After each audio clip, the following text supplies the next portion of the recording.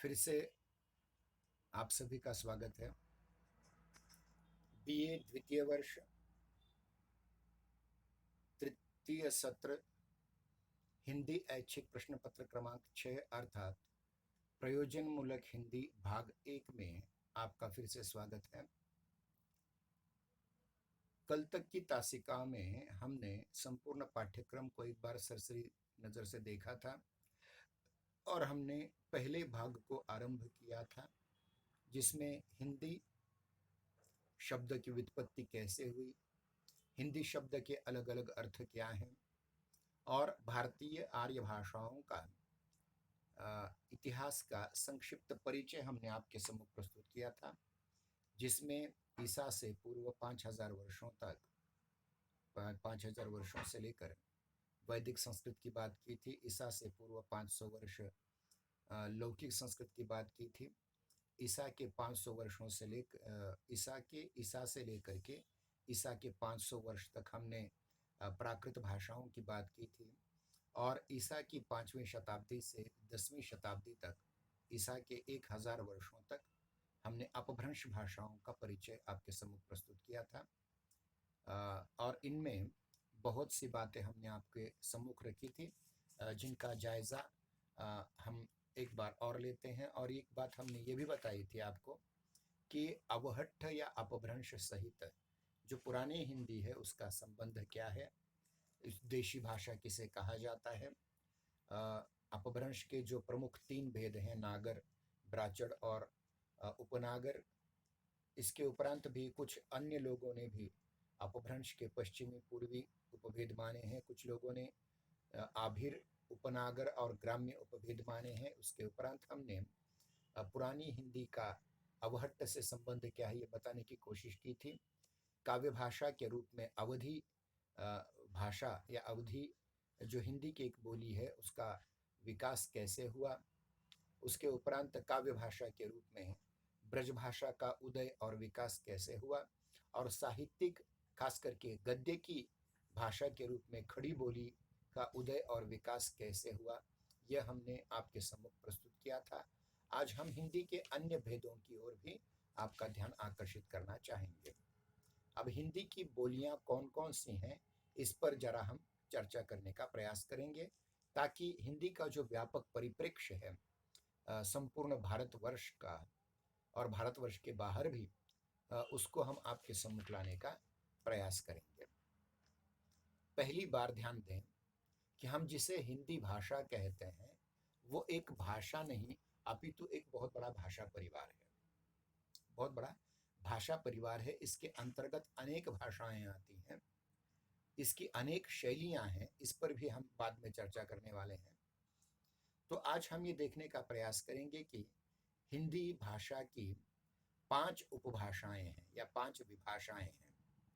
पहला है पश्चिमी हिंदी का क्षेत्र, दूसरा पूर्वी हिंदी, तीसरा राजस्थानी हिंदी, चौथा बिहारी हिंदी और 5वां पहाड़ी हिंदी।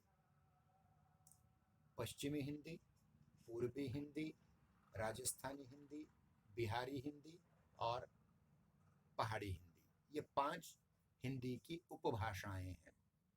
ये 5 हिंदी भाषा की उपभाषाएं हैं और इनका क्रमशः विकास कैसे हुआ है ये भी हम जानने का प्रयास करेंगे। जैसे मैंने पहले कहा था कि वैदिक संस्कृत से लौकिक संस्कृत, लौकिक संस्कृत से प्राकृत का प्रथम उत्थान, प्राकृत का द्वितीय उत्थान, प्राकृत का तृतीय उत्थान और अवहट्ट या पुरानी हिंदी का संबंध हमने बताया था। उसमें अपभ्रंश का बहुत बार बार हमने उल्लेख किया था। उसमें से शौरसेनी अपभ्रंश से पश्चिमी हिंदी का विकास हुआ। उनमें से शौरसेनी अपभ्रंश से पश्चिमी हिंदी का विकास हुआ। अर्धमागधी प्राकृत से पूर्वी हिंदी का विकास हुआ। अर्धमागधी अपभ्रंश से पूर्वी हिंदी का विकास हुआ। शौरसेनी अपभ्रंश से ही राजस्थानी और पहाड़ी हिंदी का विकास हुआ और मागधी अपभ्रंश से बिहारी हिंदी का विकास हुआ। कुल मिलाकर के देखा जाए तो मागधी, अर्धमागधी और शौरसेनी इन 3 अपभ्रंशों से हिंदी का विकास हुआ।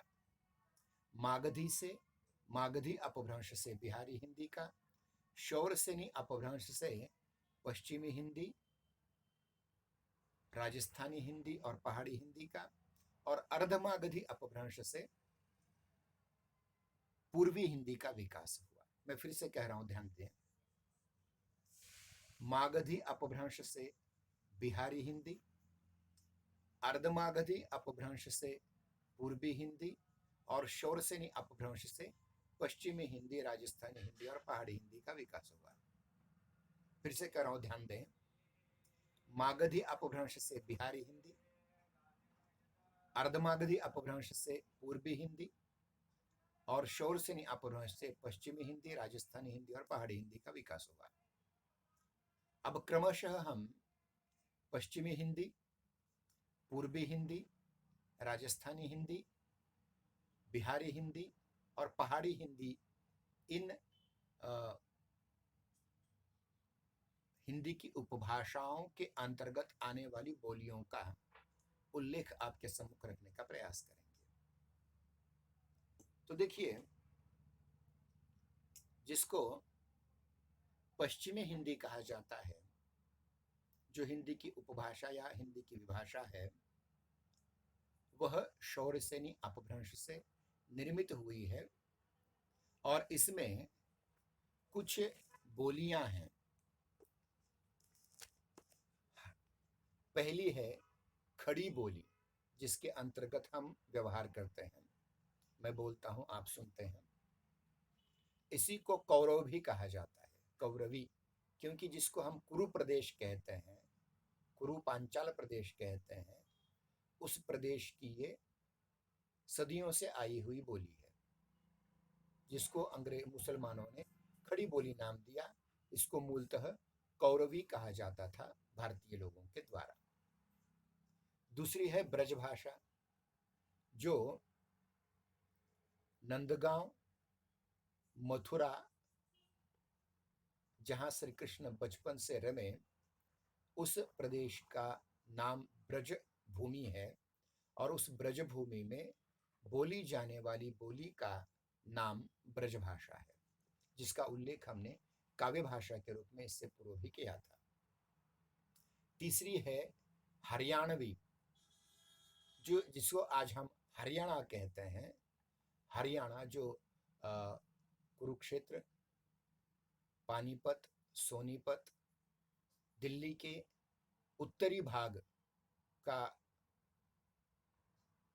प्रदेश है। हिसार जिला जिसके अंतर्गत आता है, रोहतक जिला जिसके अंतर्गत आता है। यह मतलब कौन कौन से, देखिए, पानीपत, सोनीपत, हिसार, रोहतक, ये जो हरियाणा का भाग है, यहाँ हिंदी की जिस बोली का प्रयोग किया जाता है उसको हरियाणवी बोली कहते हैं। इसके अन्य नाम भी आते हैं, जैसे हरियाणवी को देखिए जाड़ू भी कहा जाता है, जाटू, जाटू, जाट लोगों के द्वारा प्रयोग किया जाता है, इसलिए इसे जाटू भी कहा जाता है।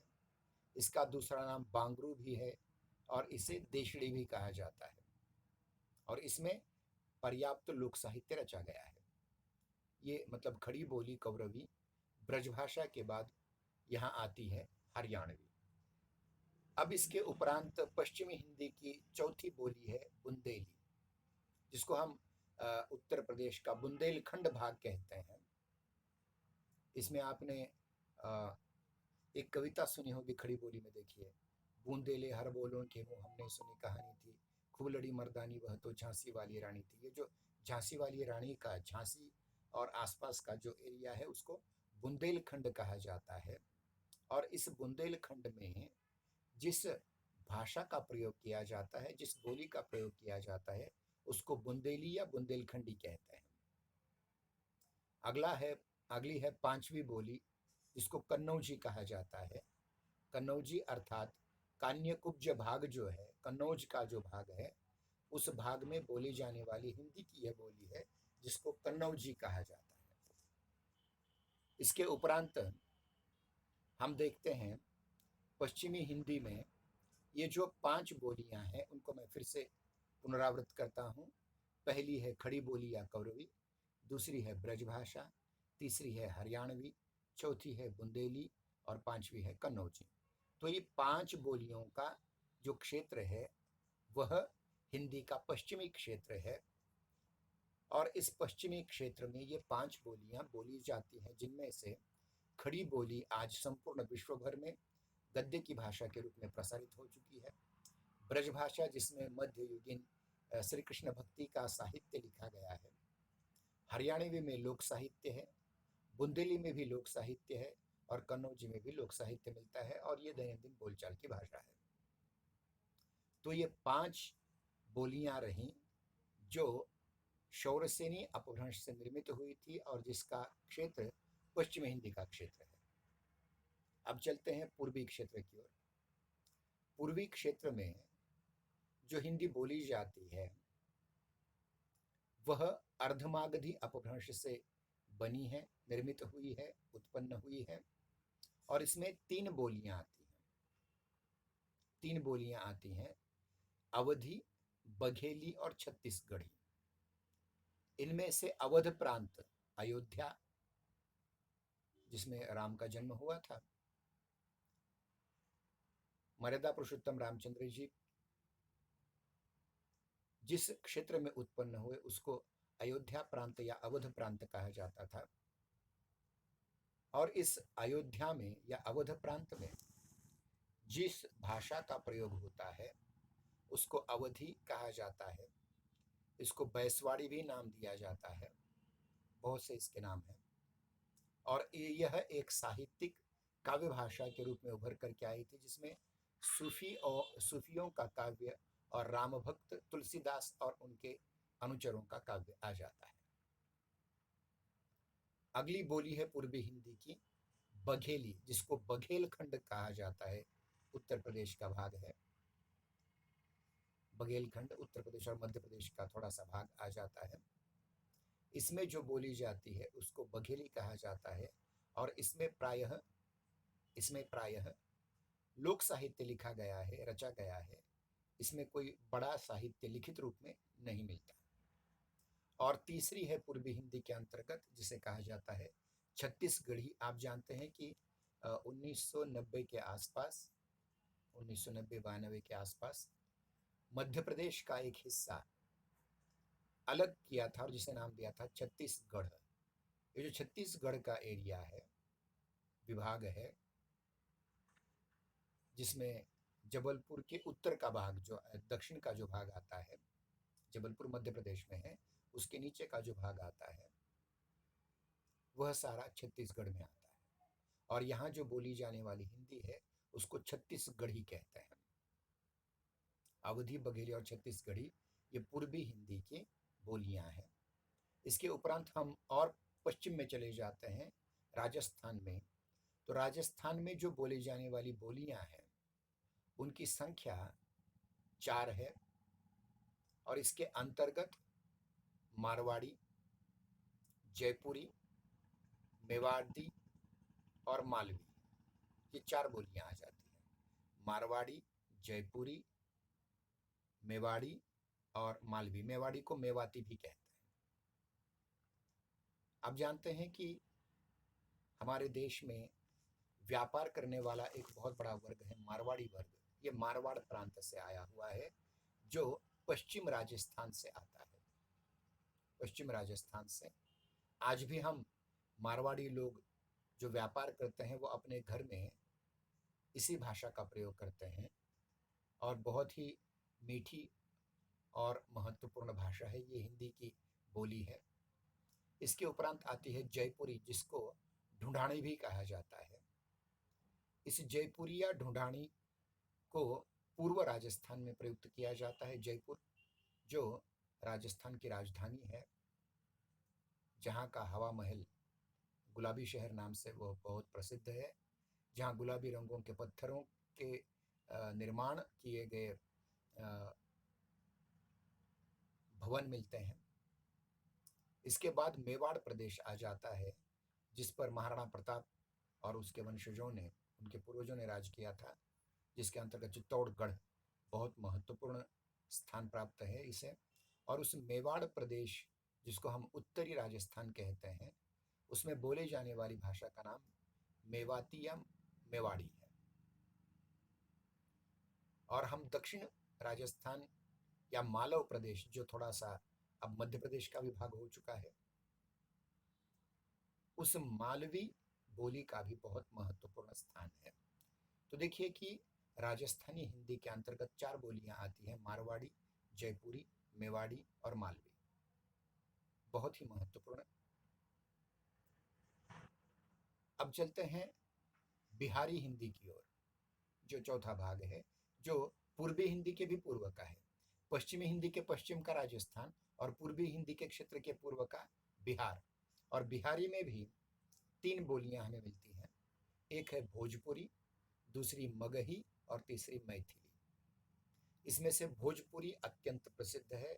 आप जानते हैं जिस प्रकार से बॉलीवुड हिंदी फिल्मों का स्थान है मुंबई में, उसी प्रकार से बिहार में जो भोजपुरी का इलाका है उसमें भोजपुरी फिल्में बहुत बनती हैं, जिसमें निरहुआ, खेसारी लाल यादव जैसे बहुत बड़े बड़े सुपरस्टार उधर भी हैं। और ये बहुत महत्वपूर्ण स्थान है मनोरंजन की दृष्टि से। इसमें साहित्य लगभग कम है, लेकिन सिनेमा के क्षेत्र में भोजपुरी क्षेत्र बहुत ही ज़्यादा आगे है अन्य हिंदी क्षेत्रों से। दूसरी है यहाँ की बोली जिसको मगही कहा जाता है। मगही जो मगधी मागधी का अपभ्रंश रूप है। मगही मगध का मगह हो चुका है। और इस मगही में भी पर्याप्त लोक साहित्य हमारे सामने प्रस्तुत किया जाता है। और सबसे महत्वपूर्ण साहित्यिक भाषा इसकी है मैथिली, जो ब्रजभाषा और अवधी भाषा के समान ही साहित्य की काव्य की भाषा है, और जिसे आदिकालीन कवि विद्यापति द्वारा प्रयुक्त किया गया था, और जिसमें विद्यापति पदावली नाम का बहुत बड़ा और महत्वपूर्ण ग्रंथ लिखा गया है। यह एक साहित्यिक भाषा है। आधुनिक काल में आधुनिक काल में आधुनिक काल में मैथिली भाषा में सबसे बड़े कवि के रूप में हिंदी के एक बहुत बड़े लेखक कवि नागार्जुन का नाम आता है, जिन पर उन्हें साहित्य अकादमी पुरस्कार मिला था मैथिली का एक पत्र नग्न गाछ पर।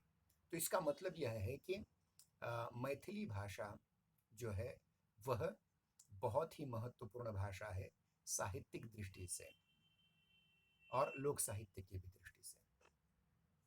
ये रहा बिहारी के तीनों, भोजपुरी, मगही और मैथिली के बारे में थोड़ा सा परिचय। अब हम चलते हैं पहाड़ी हिंदी की ओर, मतलब हिमाचल प्रदेश उत्तराखंड का जो हिमालय का पहाड़ों का भाग है, उसमें बोले जाने वाली हिंदी जो उपभाषा है उसका नाम है पहाड़ी हिंदी। और पहाड़ी हिंदी में भी दो तीन भाषाएं आती हैं। एक नेपाली हिंदी है। आपको इस बात का आश्चर्य होगा कि नेपाल तो एक अलग राष्ट्र है। नेपाल अलग राष्ट्र भले ही हो, लेकिन उसकी अलग भाषा के रूप में नेपाली को स्वीकार किया जाता है, परंतु मूलतः एक हिंदी के पहाड़ी क्षेत्र की एक बोली मात्र है। लेकिन उसका एक अलग राष्ट्र होने के कारण उसे भाषा का दर्जा दिया जाता है। जैसे महाराष्ट्र में भी जो सह्याद्री का पठार और कोंकण का एरिया है, सह्याद्री का पहाड़ी इलाका और कोंकण का एरिया है, वहाँ मराठी की एक बोली कोंकणी बोली जाती थी, लेकिन आज कोंकणी एक साहित्यिक भाषा के रूप में हमारे सामने आई है। और गत वर्ष का ज्ञानपीठ पुरस्कार भी कोंकणी को ही मिला है। मेरे कहने का तात्पर्य यह है कि पहाड़ी हिंदी पहाड़ी मराठी की तरह है, पहाड़ी हिंदी भी है। और इस पहाड़ी हिंदी में नेपाली के साथ साथ पश्चिमी पहाड़ी और मध्यवर्ती पहाड़ी है। और मध्यवर्ती पहाड़ी के अंतर्गत 2 महत्वपूर्ण बोलियां हैं। एक है कुमायूनी और दूसरी है गढ़वाली। कुमायूं क्षेत्र और गढ़वाल क्षेत्र जो है हिमाचल प्रदेश के जो आते हैं, उनमें ये बोलियां बोली जाती हैं। पश्चिमी पहाड़ी पूर्वी पहाड़ी जिसको हम नेपाली कहते हैं, और मध्यवर्ती पहाड़ी के अंतर्गत गढ़वाली और कुमायूनी ये बोलियां आ जाती है। इनमें प्रायः बहुत कम साहित्य लिखा गया, लेकिन जो रचा गया है वो बहुत ही महत्वपूर्ण साहित्य है और इसमें लोक साहित्य बहुत ज़्यादा है। अब हम इनमें से एक एक का परामर्श आपके सम्मुख प्रस्तुत करने का प्रयास करेंगे। एक बार फिर से ये एक बड़ी तौर पर आपके सम्मुख कहता हूँ कि हिंदी भाषा जो है उसके अंतर्गत 5 उपभाषाएं आती हैं, जिनके अंतर्गत पश्चिमी हिंदी, पूर्वी हिंदी, राजस्थानी हिंदी, बिहारी हिंदी और पहाड़ी हिंदी, ये जो संपूर्ण उत्तर भारत का जो भाग है उसमें हिंदी भाषिक जो भाग है उसका उपभाषाओं में वितरण किया जाता है। पश्चिमी हिंदी यह शौरसेनी अपभ्रंश निर्मित हुई है, जिसमें क्रमशः 5 बोलियां आ जाती हैं: खड़ी बोली या कौरवी, ब्रजभाषा, हरियाणवी या बांगरू, बुंदेली और कन्नौजी। इसका अलग अलग क्षेत्र है। खड़ी बोली का क्षेत्र है दिल्ली, मेरठ आसपास का एरिया, आसपास का भाग। ब्रजभाषा का ब्रजभूमि यह खंड है। हरियाणा में हरियाणवी या बांगरू बोली जाती है। बुंदेलखंड में बुंदेली या बुंदेलखंडी है और कन्नौज क्षेत्र में कन्नौजी आ जाती है। तो इस प्रकार से ये 5 पश्चिमी हिंदी की उपभाषा की बोलियां हैं, जिनमें खड़ी बोली में ब्रजभाषा में बहुत महत्वपूर्ण साहित्य रचा गया है। अन्य हरियाणवी, बुंदेली और कन्नौजी में पर्याप्त लोक साहित्य है। पूर्वी हिंदी के अंतर्गत 3 बोलियां आ जाती हैं: अवधी, बघेली और छत्तीसगढ़ी। अवधी अवध प्रांत की है, बघेली बघेलखंड की है और छत्तीसगढ़ी, छत्तीसगढ़ एक नया राज्य उसके लिए निर्मित हो चुका है, उसका भाग वो आता है। पश्चिमी हिंदी के पश्चिम का क्षेत्र आता है राजस्थान का, और राजस्थान में 4 बोलियां हैं: मारवाड़ी, जयपुरी, मेवाती या मेवाड़ी और मालवी। ये 4 बोलियां। बिहारी हिंदी के अंतर्गत 3 बोलियां आ जाती हैं, जिनमें भोजपुरी, मगही और मैथिली है।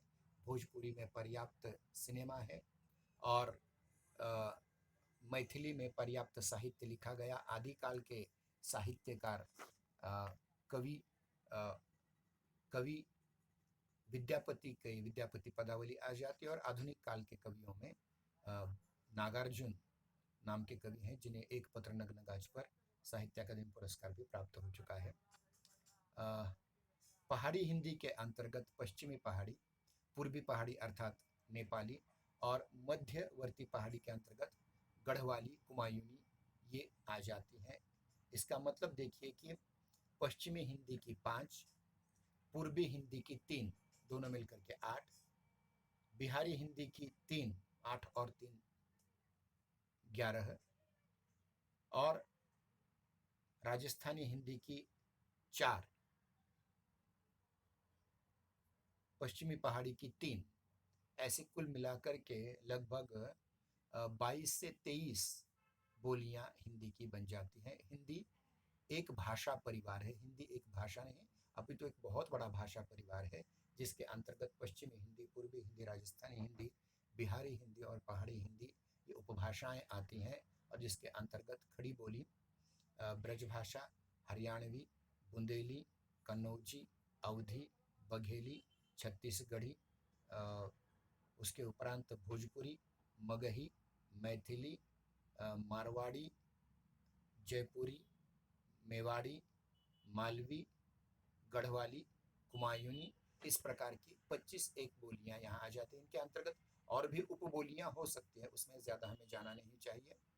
हमारा समय समाप्त हो रहा है।